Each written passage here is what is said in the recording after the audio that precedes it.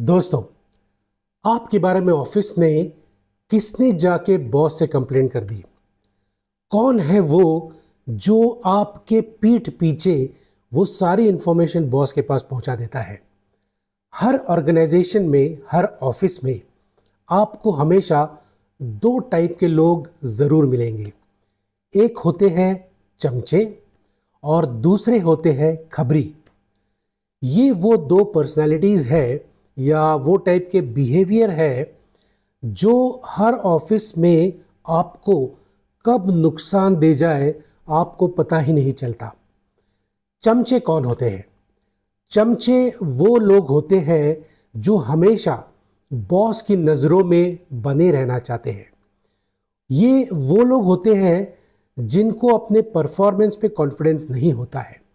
ये वो प्रकार के व्यक्ति होते हैं जिन्हें पता होता है कि बाकी लोग उनसे ज़्यादा स्मार्ट हैं, तो अगर उनको सही तरीके से कंपटीशन करना है तो वो पीछे रह जाएंगे। तो उनके पास हमेशा एक ही ऑप्शन होता है कि कैसे बॉस को इम्प्रेस करे, कैसे हमेशा बॉस की हाँ में हाँ मिलाए। बॉस अगर आके कोई भी बात बोलते हैं तो वो बॉस की बातों को हमेशा एग्री कर लेते हैं। बॉस अगर कोई भी काम बताए या बॉस अगर कोई टॉपिक पे कुछ बोल दे तो वो हमेशा ऐसे बोलेंगे कि बॉस ने जो भी कहा वो सच कहा, तुम दिन को अगर रात कहो तो हम रात कहेंगे।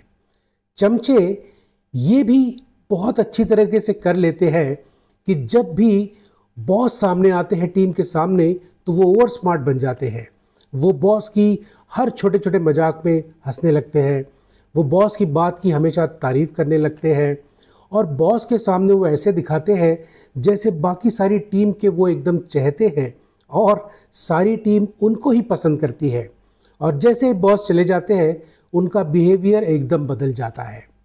ये चमचे बहुत खतरनाक भी होते हैं क्योंकि अपने परफॉर्मेंस से ये ग्रो नहीं कर पाते हैं, तो ये इंश्योर करते हैं कि आसपास जो भी लोग हैं उनके बारे में ये इस तरीके से एक अलग इम्प्रेशन क्रिएट करते हैं कि बॉस को समझ में ही नहीं आता कि चमचा जो उनको बोल रहा है वो कितना सच है और कितना झूठ है। ये चमचे हमेशा ये भी कोशिश करते हैं कि दूसरे के किए हुए काम को ये खुद क्रेडिट ले ले या बॉस के सामने ऐसे दिखाए कि भाई ये काम तो हमने किया है। और इन्हें हमेशा लोगों को ये दिखाने का भी शौक़ होता है कि मैं बॉस के बहुत करीब हूँ और बॉस वही करते हैं जो मैं उनको रिकमेंड करता हूँ। और इससे वो सबके सामने एक डर का माहौल बना के रखते हैं जिसकी वजह से सबको ये लगता है कि अरे अगर इस बंदे से अगर बना के ना रखे तो शायद हमारा नुकसान हो सकता है। और इनको इन्फॉर्मेशन कलेक्ट करने का भी बहुत शौक़ होता है। इसी पैटर्न पे जो दूसरे टाइप के लोग होते हैं वो होते हैं खबरी। अब खबरी की डेफिनेशन क्या है?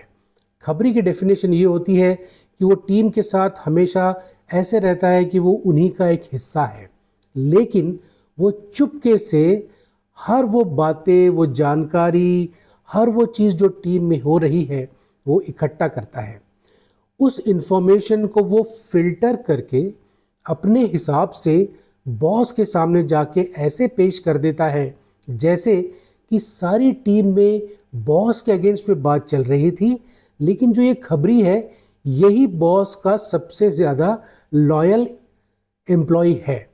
और बॉस को फिर ये लगने लगता है कि अच्छा तो टीम के लोग मेरे बारे में ऐसे बात करते हैं या उनके पास मेरा एक ऐसा इंप्रेशन होता है। तो बॉस की नज़रों में एक वर्चुअल रियलिटी क्रिएट हो जाती है जो बिल्कुल सच नहीं होती है। और जो बॉस कान का कच्चा होता है, अनफॉर्चुनेटली ये खबरी उनका बहुत अच्छे तरह से इस्तेमाल कर लेते हैं। तो ये जाके बॉस को ऐसे तरीके के इन्फॉर्मेशन देते हैं जो कि बॉस को भी बड़ा मज़ा आता है सुनने में और बॉस को लगता है कि ये सब इन्फॉर्मेशन जब मुझे मिल जाएगी तो मेरा टीम के ऊपर कंट्रोल ज़्यादा अच्छा हो जाएगा, मैं लोगों को बहुत ज़्यादा अच्छे से पहचानने लगूंगा। बट असलियत में ये नहीं होता है।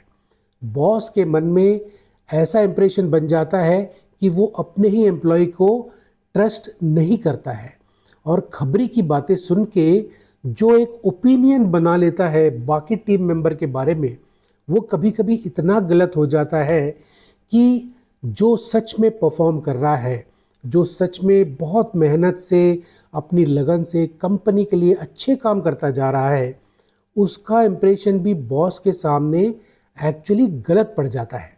और खबरी इसी बात का फ़ायदा उठाते हैं और वो जब इंफॉर्मेशन को दाल मसाला और बहुत कुछ उसमें ऐड करके डाल देते हैं, तो उससे क्या होता है कि जो सच होता है वो सच साइड में चला जाता है और बॉस के पास जो इन्फॉर्मेशन जाती है वो एक्चुअली चाइनीज़ विस्पर के जैसे होती है। तो एक आदमी ने कुछ बोला और जब वो पहुंचते पहुंचते मल्टीपल लोगों के थ्रू होकर जाती है तो वो बहुत अलग हो जाती है।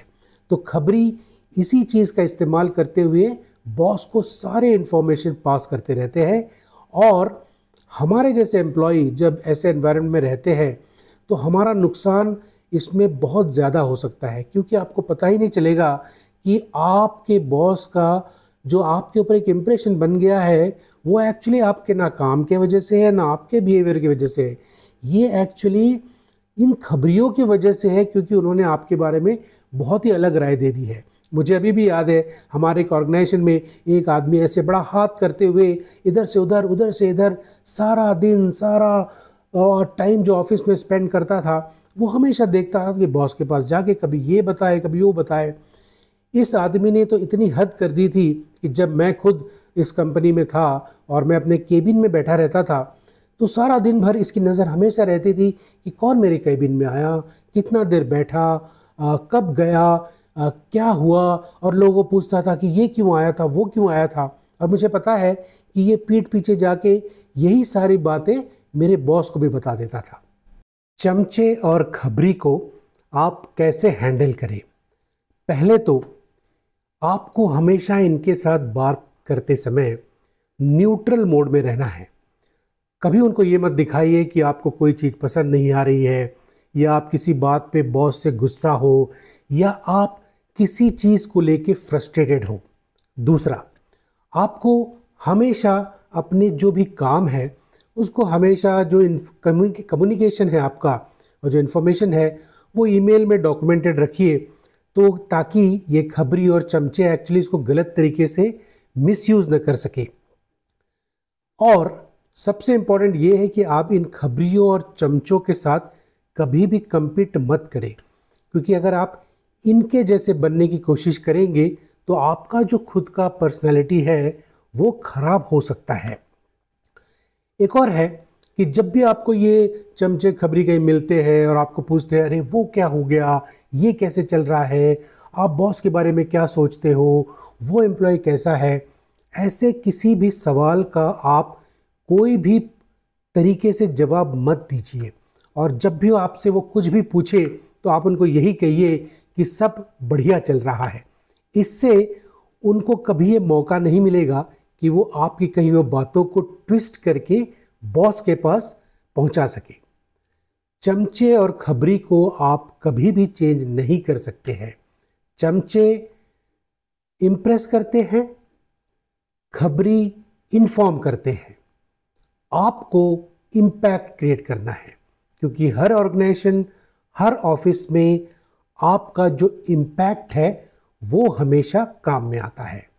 इसके अलावा आप अपना इन्फ्लुएंस अपने क्लाइंट्स पे, बाकी टीम पे, बॉसेस पे, एचआर पे इस तरीके से रखिए कि इन सब लोगों को कलेक्टिवली पता है कि आप कितना अच्छा काम करते हो और आपका परफॉर्मेंस कितना अच्छा है। यही आपको लॉन्ग टर्म में सबसे ज़्यादा फायदा पहुंचाएगा। धन्यवाद। जय हिंद।